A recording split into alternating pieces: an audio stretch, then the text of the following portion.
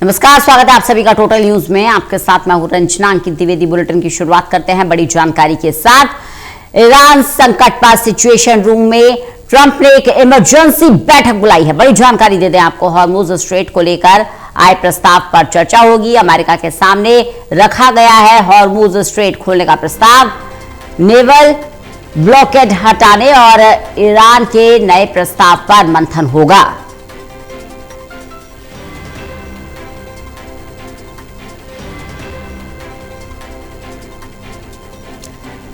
प्रदीप कुमार हमारे साथ, हमारे एसोसिएट एडिटर जुड़ गए हैं ज्यादा जानकारी के साथ। प्रदीप जी, ईरान संकट पर अब सिचुएशन रूम में बैठक बुलाई गई है। पहले जो अमेरिकी राष्ट्रपति डोनाल्ड ट्रंप हथियारों के दम पर मामले को सुलझाना चाहते थे, अब पूरा फोकस डिप्लोमेसी पर आ गया है।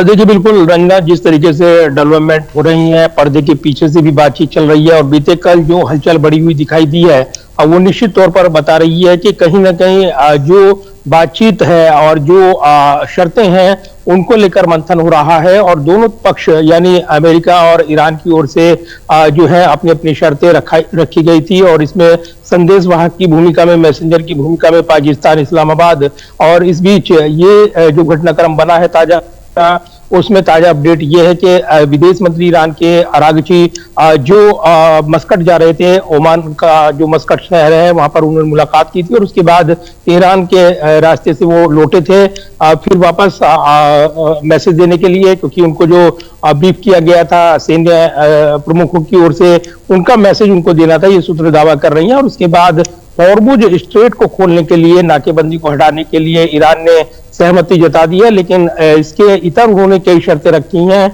जहां तक परमाणु करार को लेकर बातचीत है उस पर अलग से वार्ता हो सकती है, लेकिन पहली प्राथमिकता हॉर्मुज को खोलना, युद्ध जो हुआ और जिस तरीके से हालात रही हैं उसमें पूरी तरीके से युद्ध विराम करना, सुरक्षा गारंटी मिलना, भविष्य में ईरान के खिलाफ युद्ध न हो, इस तरह की बातें रखी गई हैं। हॉर्मुज को लेकर जो ब्लॉकेड है अमेरिका की ओर से उसको पूरी तरीके से हटाया जाए, ये भी शर्त रखी गई है। तो तमाम शर्तों के बीच ये घटनाक्रम बना हुआ है और अब्बास अरागची मॉस्को पहुंचे हैं, राष्ट्रपति पुतिन से उनकी मुलाकात होगी। और माना जा रहा है कि जिस तरीके से अमेरिका ये आरोप लगाता रहा है कि इस युद्ध में मिडिल ईस्ट के ईरान को भरपूर मदद मिली है चीन की ओर से और रसिया की ओर से, लेकिन ये भी काबिल गौर बात है कि जहां पहले से ही रूस यूक्रेन के साथ युद्ध में उलझा हुआ है, बावजूद इसके जब ये नया मोर्चा खुला है तो कहीं ना कहीं अमेरिका ने इस पूरे मामले पर जिस तरीके से जल्दबाजी दिखाई, आलोचनाएं हुई ट्रंप की, वो अपने घरेलू मोर्चे पर गिरते नजर आए। इजराइल के साथ मिलकर अटैक किया गया था और उसके बाद जब युद्ध विराम किया गया 2 हफ्ते का, उसके बाद उसको अनिश्चितकाल के लिए बढ़ाया गया। इस बीच लेबनान में भी युद्ध विराम हुआ, लेकिन इजराइल ने ये युद्ध विराम उल्लंघन किया है, ये आरोप लेबनान की ओर से लगाए गए हैं। तो ताजा घटनाक्रम जो बना हुआ है रंजना, वो बातचीत को लेकर अमेरिका ईरान के बीच और स्थायी युद्ध विराम हो, सुरक्षा गारंटी मिले, ईरान की ओर से काफी शर्तें रखी गई हैं।